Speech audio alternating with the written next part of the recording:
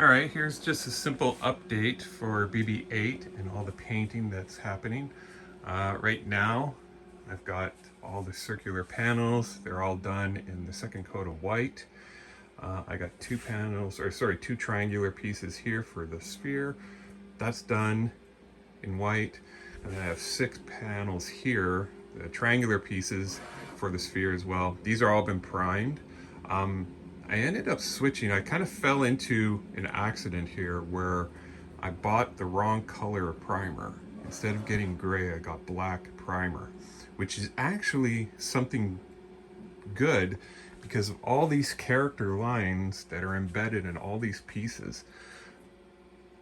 If I happen to miss, applying the white paint perfectly within all of these character lines, that's good because the black will actually kind of show up a little bit better within all these character lines, as if I were opposite of if I were to paint it all white, then you would lose all this detail. So I kind of fell into success on that front. So this needs to cure for a week, and then I will tape and apply the silver, and then I have to wait another week, and then I'll tape or mask and apply the orange.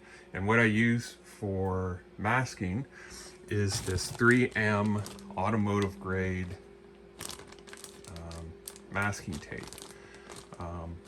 It's really good. I keep it in a Ziploc bag because you don't want the edge of the tape, you don't want to lay it down on anything that's dirty, because then all of a sudden you start getting into paint bleed.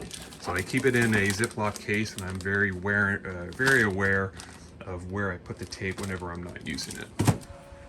Now I also got some cheap tape here because there's no sense in using the expensive stuff for areas that you're just trying to cover, but this is really good. This 6mm stuff, it's pretty flexible, and actually I was able to mask off this circular part on the dome, which I thought was going to be tricky, but no, that worked out great. So this is the dome. I've got the white done, the silver's applied, I got the black along the bottom here, and now I'm just waiting to purchase the orange in order to finish this up. And I got various parts here that have all been painted, ready to go. And I also have the starting of the internals so that the dome can roll around on the sphere and also spin around as it's needed.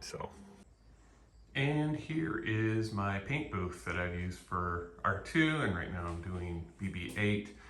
It is basically a small $20 wardrobe from Ikea. Works out well. It's kind of hard to find space for everything, but I was able to wedge it in. No, it works great. One important thing to do or have whenever you're doing painting is lots of light. Here I just happened to finish one of the surrounds for BB-8 for his radar eye. And most of the parts get supported on this milk crate that has the Lazy Susan on.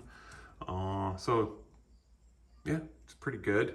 One thing just to be aware of, eventually you'll have to, or I have to, clean out the paint booth because you get an awful lot of overspray. You can see it in the back here. A lot of overspray. This platform gets really dusty and dirty, and that creates a problem whenever you're painting. You don't want to have all this fine material kind of floating around. So usually once or twice a year, I'll completely empty this, vacuum it out, clean it. This will get sanded so everything's nice and smooth. And there's a little door here, a little zippered door that I close whenever the paint is curing, but right now I just have a small little part. I just put some clear on it. So yeah, that's my paint booth. Oh yeah, I forgot one thing.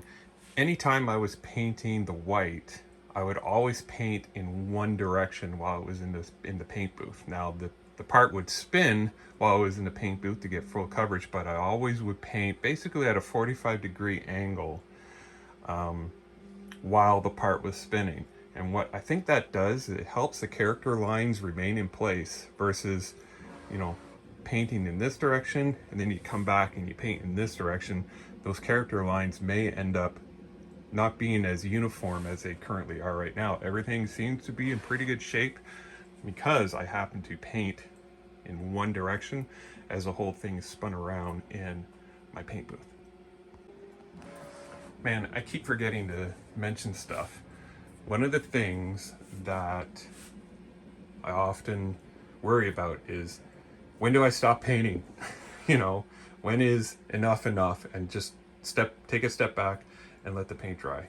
And my general rule of thumb is, as soon as I start to get the feeling that, do I have enough paint on the part, I walk away.